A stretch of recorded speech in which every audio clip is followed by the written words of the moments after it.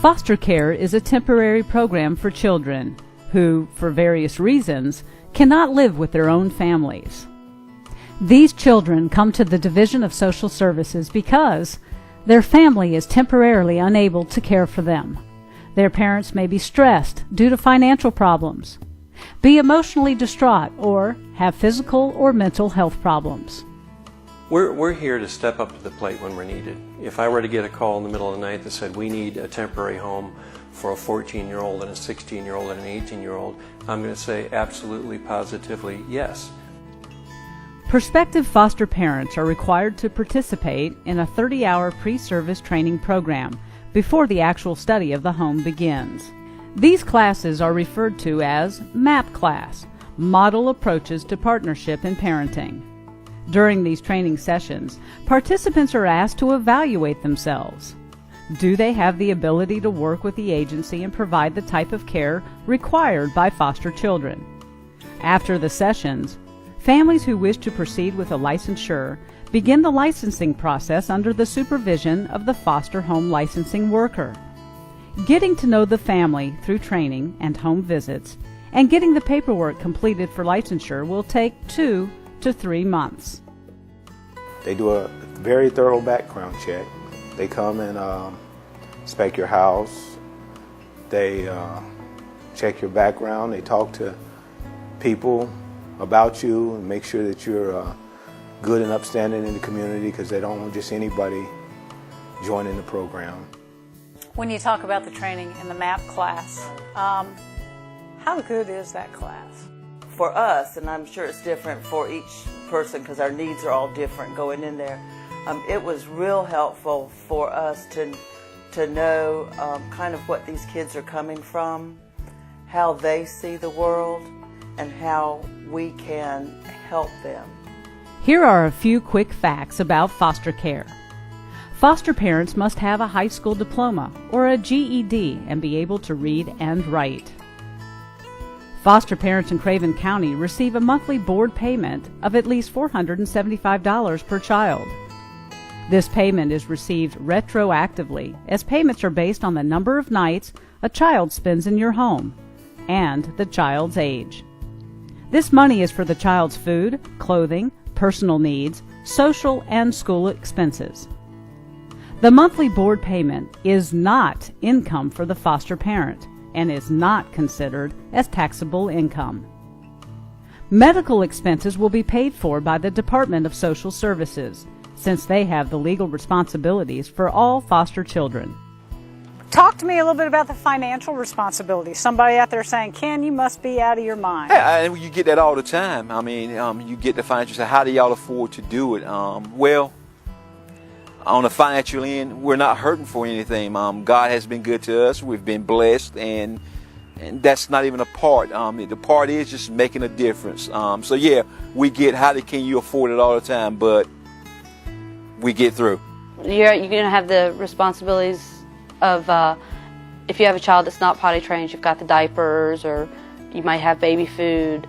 There are some that help you out. You've got all foster children qualify for WIC, and then your daycare is completely paid so that you can continue working.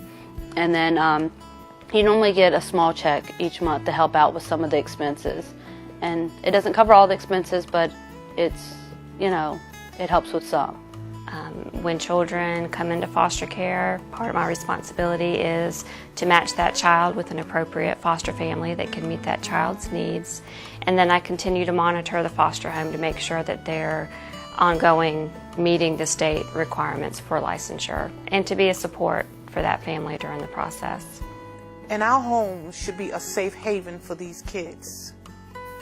And when they come in, they are afraid. And some of them, they're going to rebel against you. But sometimes if you just say, I love you, you're beautiful, come and talk to me, what happened today? That's all they need, to start talking.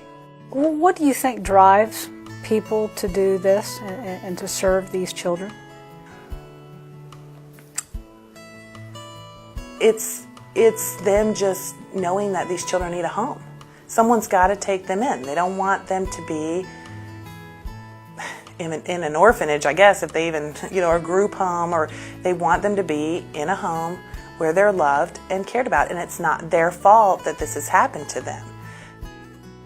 Just seeing her grow and seeing all the milestones she goes through, like rolling over and the cooing and the laughing and the smiling and recognizing our voices, it's just rewarding just seeing her do different things every day. Are you constantly amazed by the love of human nature in the business that you're in? Do you get surprised? I am very surprised. I have one family currently that only has taken in special needs, and they're amazing. They spend their whole life taking care of these children that all, whether it's eyesight problems, physical problems, they've taken in children that are terminally ill. How difficult is it to get a child that's broken when they come in here? Well, we've received several babies that have had broken parts and brain injuries and alcohol, and it's sad, and people think, oh, this doesn't happen in New Bern, but I mean it's out there, and it makes your awareness. Well, the cons are anything that any normal parent goes through. For example, sleepless nights is probably a big one. Changing diapers is a big one for me. That's a con. Having to make all of the arrangements that have to be made for visitations and for doctor appointments and all the things that normal parents do, that's the cons. It is very emotional. Very emotional. You really need to be emotionally stable to do this. And then you question yourself a lot of times. I want to hear about the pros, the blessings you speak of. When the kid looks at you and their eyes sparkle when they see you, or you're sitting there and you're watching TV and the little one comes up, gets right next to you, looks up at you, and puts their head on you. I mean, that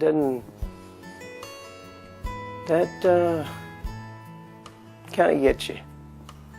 I think the biggest pro is that you just know that you're doing a good thing for children that are in bad situations. And you also know that the end result, and I can honestly say in the 30-some children that we've had in our home in the last 13 to 14 years, it's been a good ending for each one of those. The agency works on behalf of the county. The county has an interest in making sure that children are in a safe, nurturing environment. We represent the county's interest.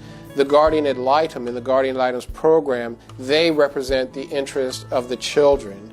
And then the parents' attorneys represents the interests of the parents.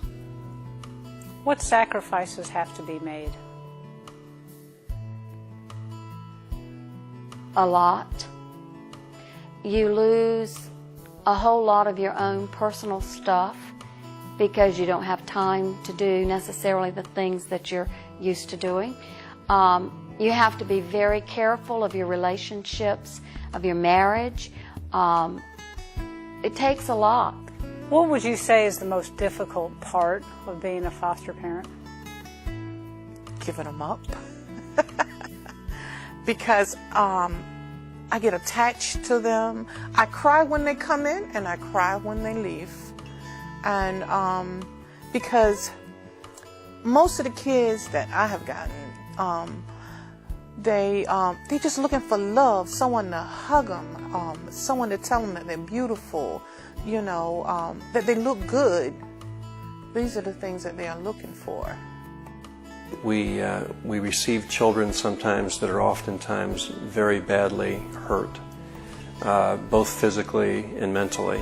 And that is very, very hard to take. And yet, we do it because we know that it has to be done, and that's a little child that needs our help, and that's where our heart is. When a child gets told they're leaving and they're crying because they want to stay with you, how do you handle that? You cry. You tell them, that you love them, but that they're ready, for whatever they've got going on, and they can handle it. You try to give them the confidence they're going to be okay. I don't have a degree in psychology or child behavior or anything like that. I'm just a dad, just like anyone else. You don't have to be anything special to get into it. Just love kids.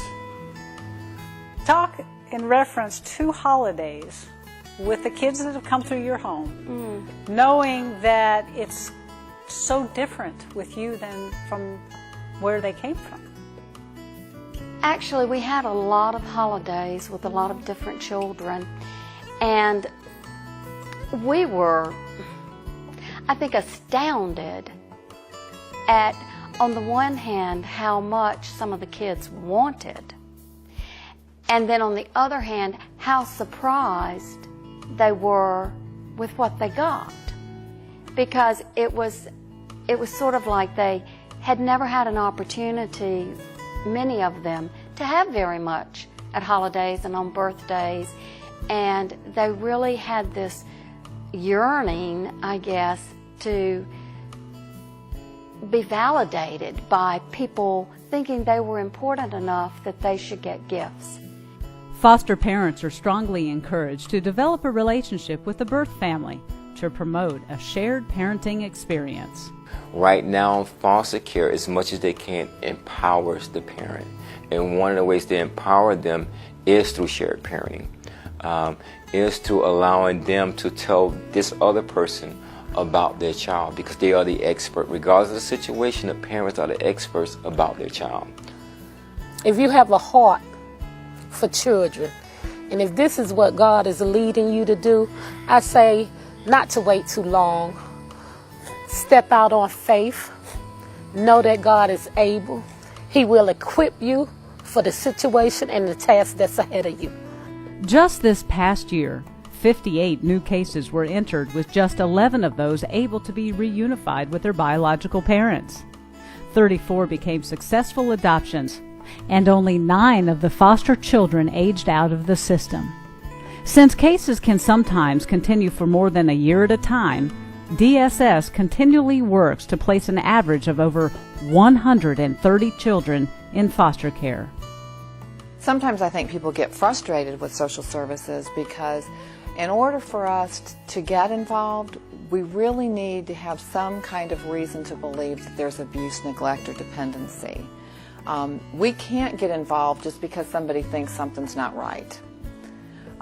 It really protects, again, the sanctity of the family, that we can't just go into anybody's home and say, well, somebody thinks something's not right here. Tell me about it.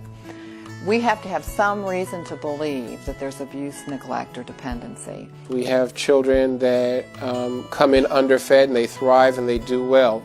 We have children who come from terrible backgrounds but wind up earning scholarships and doing well for themselves and being an example to others. If you could change the thought process of people in Craven County, how would you do it? You can change the life of one child at a time. And as you change lives, those lives change the world. Would you say you have a gift? I certainly do. A love gift. A love gift. And I do love to talk. And I love to listen to the kids, and they got stories to tell. They just need somebody to listen to them. For more information about fostering a child in Craven County, contact Craven County Department of Social Services, 252-636-4900.